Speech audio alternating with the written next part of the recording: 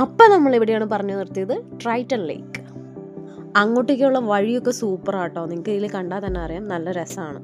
അതിൻ്റെ അടുത്തായിട്ട് ഒരു അരയന നിൽക്കുന്നുണ്ടായിരുന്നു. ഞാൻ അതിൻ്റെ അടുത്തേക്ക് പോയി തൊടണം എന്നൊക്കെ ആഗ്രഹം ഉണ്ടായിരുന്നു, പക്ഷേ എൻ്റെ കൂടെ ഉണ്ടായിരുന്നവരൊക്കെ എന്നെ പേടിപ്പിച്ച്. വെറുതെ അതിൻ്റെ അടുത്ത് പോയി കുത്തു കിട്ടണമെന്ന് പറഞ്ഞു. അതുകൊണ്ട് പിന്നെ ഞാൻ നൈസായിട്ട് അവിടെ നിന്ന് മാറി. ഈ ലേക്കിൻ്റെ ലെഫ്റ്റ് സൈഡിൽ കൂടെ പോയിട്ടുണ്ടെങ്കിൽ നേരെ ചെല്ലുന്നത് ജാപ്പാനീസ് ഗാർഡനിലേക്കാണ്. അപ്പോൾ അതിൻ്റെ വ്യൂസാണ് നിങ്ങളിപ്പോൾ കണ്ടുകൊണ്ടിരിക്കുന്നത്. നല്ല രസമാണ് കേട്ടോ കാണാനായിട്ട്.